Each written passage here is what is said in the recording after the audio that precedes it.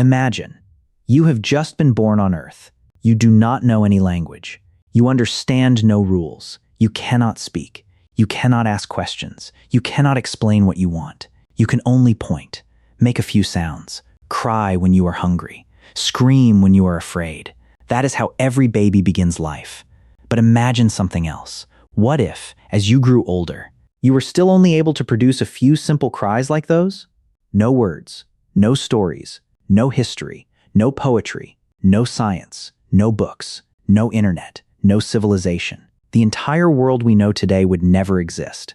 What is astonishing is that throughout more than 3 billion years of life on Earth, countless animal species have evolved remarkably sophisticated systems of communication. Whales sing songs that can last for hours.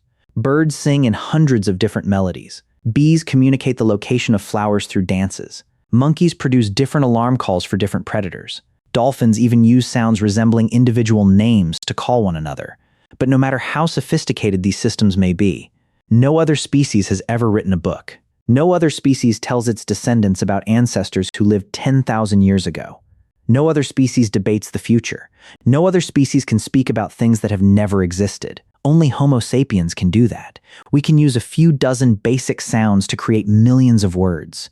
Use those words to construct countless stories. Use those stories to transmit knowledge across thousands of generations. And from that, build an entire civilization. So what happened during evolution that made humans the only animals capable of truly speaking? Why did the cries of our ancestors become language? And could it be that the most powerful thing humans have ever created was not fire or the wheel, but speech itself? If we observe the animal world, we quickly realize that communication is not rare. Almost every species communicates in some way. A dog barks as a warning. A cat growls when it feels threatened. A bird sings to attract a mate. A pack of wolves howls to maintain contact through the darkness. Even tiny creatures such as ants exchange information through chemical signals. Therefore, communication was not a human invention. It appeared long before Homo sapiens existed. What fascinates scientists is this. If so many animal species can communicate, why did only humans develop language? To answer that question, we must first distinguish between two concepts that are often confused. Communication and language are not the same thing. Communication is the transmission of information. Language is the ability to create an unlimited number of messages from a limited set of sounds and rules. Vervet monkeys provide a famous example. When one sees an eagle, it produces a specific alarm call. The entire group immediately looks toward the sky. If it detects a leopard, it uses a different sound. This time, the group quickly climbs into the trees. And when it encounters a snake, it produces another completely different signal, causing the monkeys to lower their heads and examine the ground. This is an extremely effective warning system, but it also has limitations. The monkey cannot say, "There is a leopard lying behind the large rock beside the stream, but it is sleeping, so we can go around to the left," nor can it say, "Yesterday, I saw a leopard here," or ask, "Will the leopard return next season?" Each of its sounds is tied to an almost fixed meaning. Humans are completely different. We possess only a few dozen basic speech sounds, but by combining them according to grammatical rules, we can create millions of words and billions of completely new sentences. You can read a sentence that no one in history has ever spoken before, and still understand its meaning immediately. Linguists call this the creativity of language. We do not merely repeat existing signals. We continuously create new messages. You can talk about yesterday, tomorrow, a planet millions of light years from Earth, or an entirely imaginary world, using only a few dozen sounds. It is an almost miraculous ability. But language is not different merely because of the number of words it contains. The true revolution is that it allows humans to share thoughts, not only emotions. A dog can let you know that it is happy. A cat can show that it is angry, but they cannot explain why they feel that way. Humans can. We can transform invisible thoughts inside the brain into spoken words, then transfer those thoughts almost intact into another person's brain. That is a leap no other animal species has ever achieved. But what is even more surprising is that this ability did not merely change how humans communicated, it also changed how our brains evolved. For decades, scientists debated a question that seemed very simple. Which came first? The larger brain or language? At first, the answer seemed obvious. Perhaps humans became more intelligent first. then invented language afterward. But growing evidence suggests that the story may be far more complicated. Perhaps, language and the brain evolved together. Every time our ancestors communicated more effectively, they could cooperate more successfully. Every time they cooperated more successfully, individuals capable of more flexible communication had a greater chance of surviving. Across tens of thousands of generations, an evolutionary feedback loop began to form. Language helped the brain develop. A more developed brain then created more complex language. It was one of the most powerful feedback loops in evolutionary history. Imagine two groups of prehistoric hunters. The first group can only shout, "Watch out! Run! Here!" They can still hunt. They can still survive. But every plan must be made in the immediate moment. The second group, however, can say, "Tomorrow, when the sun rises, we will divide into three groups. One group will circle around from the north. One group will wait behind the valley. When the antelope herd runs toward the river, everyone will appear at the same time." Suddenly, they are no longer merely reacting to the present. They are designing the future. That is an enormous difference. Language allows humans to plan many hours, many days, even many months before taking action. A spear is no longer merely a sharpened piece of wood. It becomes part of an entire strategy. A hunt is no longer a reflexive response. It becomes the result of dozens of brains thinking together. Archaeologists believe this ability to plan collectively helped Homo sapiens hunt animals far larger than themselves. Mammoths, giant bison, woolly rhinoceroses. No individual could bring them down alone, but an entire community could. And it all began with conversation. More than that, language freed knowledge from the limits of the individual. A person might spend years learning how to craft the perfect spear point. Without language, that experience would disappear when the person died. But with speech, an elderly person could pass all that experience to younger members of the group. The younger generation could improve upon it, then pass it on again to the next generation. That is why human technology continued to accumulate. A beaver today still builds dams, much like its ancestors did thousands of years ago. A bird still builds nests according to familiar patterns. But human tools constantly change. From roughly chipped stones, to bows and arrows, to metallurgy, to steam engines, to computers, to artificial intelligence. Not because our brains changed extremely quickly, but because every generation stands upon the knowledge left by the generation before it. Language transformed the memory of one individual into the memory of an entire species. And perhaps, no invention in evolutionary history has ever provided greater power. But the most remarkable development was still yet to come. Humans did not use language only to describe the world.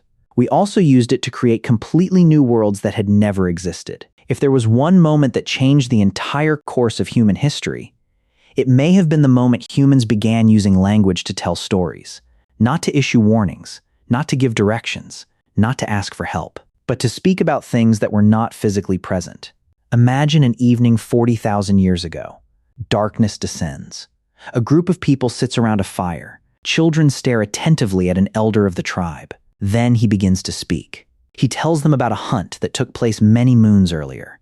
He describes a giant lion that once waited in ambush beside the river. He tells them about a courageous hunter who saved the entire tribe. Perhaps within that story, some details are exaggerated, some events are added. But what matters is not how perfectly accurate the story is. What matters is that the children can learn the lesson without having to experience the danger themselves. They learn which places are dangerous. They learn when they should run. They learn the value of courage. They learn why the group must remain united. That was an enormous evolutionary leap. For the first time, knowledge was no longer transmitted only through observation. It was transmitted through imagination. One person could experience a hunt, but dozens of others could learn from that hunt simply by listening. Language transformed the experience of an individual into the property of an entire community. That is why humans learn faster than any other animal species. We do not need to repeat every mistake, because we can learn from the mistakes of others. Not only from our parents, not only from our grandparents, but also from people who lived thousands of years ago. Today, when you read a book by Aristotle, study the writings of Galileo, or listen to a speech by Martin Luther King Jr., your brain is, in effect, connecting directly with people who lived in completely different eras. The distance of time almost disappears. Nothing like this exists in the animal world. A chimpanzee living today cannot learn directly from a chimpanzee that died 1,000 years ago, but a child today can still learn from Einstein, from Newton, from Confucius, or from unknown hunters who left paintings inside prehistoric caves. Language defeated time. It transformed individual memory into collective memory. It transformed the brief experience of one human life into a legacy lasting tens of thousands of years. Perhaps that is the greatest power of speech. Not simply that it helps us communicate, but that it allows knowledge to become immortal. And once knowledge no longer died with the person who possessed it, the evolution of Homo sapiens began following an entirely new path, no longer primarily dependent upon genes, but upon the accumulation of language, culture, and knowledge. That was the moment speech became the foundation of all human civilization. But if language can transmit knowledge across thousands of generations, another question appears. What is it about the human body that made all of this possible? Why can only Homo sapiens produce such a flexible and precise system of sounds while our closest relatives cannot? For centuries, people believed the ability to speak was simply the result of having a more intelligent brain. But modern science shows that the brain alone is not enough. To create language as we use it today, many different parts of the human body had to evolve together in an almost perfectly coordinated way. Try pronouncing a simple word. For example, human. In less than 1 second, dozens of muscle groups work together. Air is pushed outward from the lungs. The larynx vibrates to produce sound. The tongue constantly changes position. The lips close and open. The lower jaw moves with millimeter-level precision. The entire process occurs so rapidly that we barely notice it. Yet it is one of the most complex movements the human body can perform. Evolutionary biologists pay particular attention to a small structure located within the throat, the larynx. In most primates, the larynx is positioned relatively high. This helps them breathe and swallow food more safely at the same time. Their risk of choking is very low. Humans are different. As we grow, our larynx descends significantly. At first glance, this appears to be a terrible evolutionary decision because it makes humans one of the animal species most vulnerable to choking on food. Every year, many people around the world still die after choking on foreign objects. If evolution always prioritizes survival, why would it accept such a risk? Because in return, a lowered larynx creates a larger resonating chamber within the vocal tract. This allows humans to produce a far greater number of vowels and consonants. We can pronounce extraordinarily diverse combinations of sounds. From those combinations, tens of thousands of different words can be formed. In other words, evolution traded part of our physical safety for superior communication. It was an extremely rare trade-off in nature. But the ability to pronounce sounds is still not the whole story. Many birds sing with astonishing precision. Parrots can imitate human speech. Some whales create sound sequences lasting for hours. However, producing sound is not the same as possessing language. The most important ability is combining sounds according to meaningful rules. The human brain does not merely produce speech. It organizes speech into structure.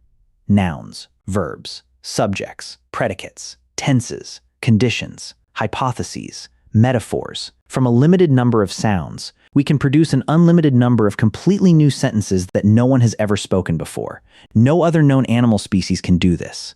Perhaps that is why the miracle of language has never been that we can produce sounds. It is that we can transform those sounds into an infinite number of ideas. And that ability opened the door to an even greater advance. Because once humans could use speech to share ideas, we also began using speech to change the thoughts of other people. From that emerged a new kind of power, the power of persuasion. Think about this. How many times during the day do you change a decision because of someone else's words? A friend recommends a book. You read it. A doctor explains an illness. You change your lifestyle. A teacher tells you about the universe. You decide to become a scientist. A leader speaks before a crowd. Millions of people act together. No physical force is used. No claws. No fangs. No muscles. Only sound waves moving through the air. And yet, those invisible vibrations can change the course of history. Cognitive scientists describe this as the synchronization of minds. When one person speaks, they are not merely producing sound. They are recreating a model that exists inside their own brain. And if the listener understands, a similar model is constructed inside the listener's brain.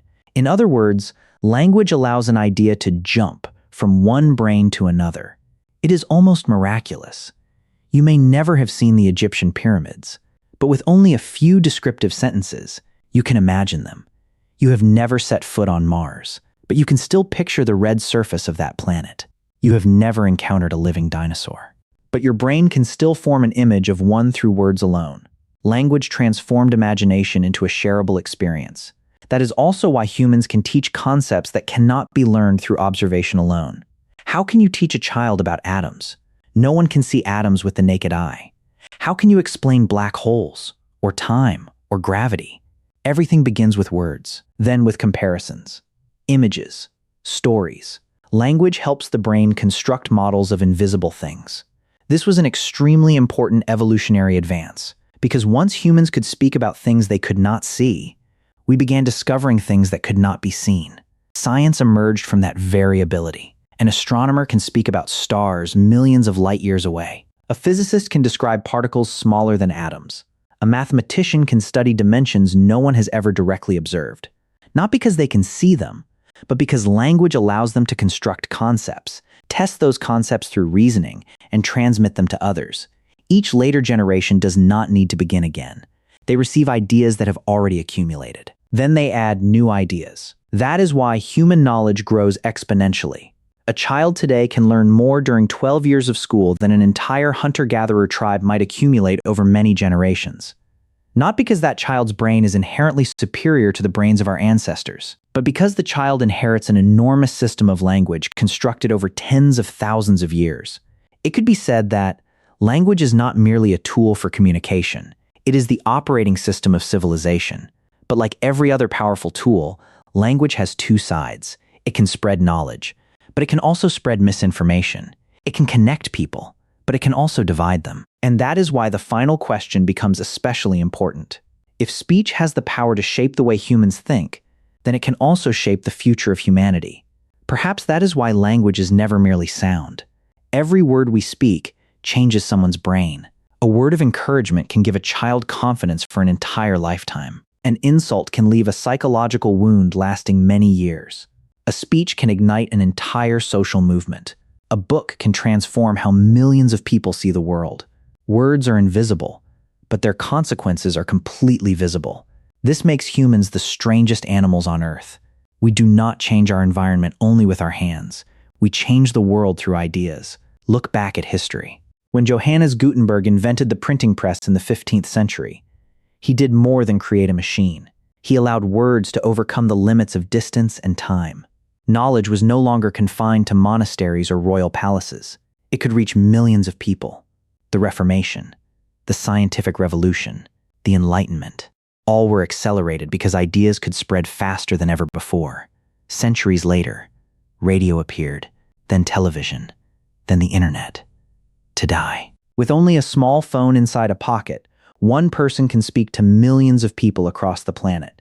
An idea shared in the morning can reach every continent before the day ends. No other animal species has ever possessed such an ability. But precisely because language is so powerful, it also demands an equal level of responsibility. In the age of social media, false information can spread almost as quickly as a scientific discovery. A rumor can cause panic. A speech can calm a conflict or ignite one. Language itself is neither good nor evil. It is only a tool, like fire. Fire can warm a family during winter, but it can also burn down an entire forest. Speech is the same. It can heal or harm. It can connect or divide. It can expand understanding or imprison people within prejudice. Perhaps this is what evolution truly gave to Homo sapiens. Not merely the ability to produce sound, but the ability to shape reality through language. Because before a bridge can be built, someone must describe it.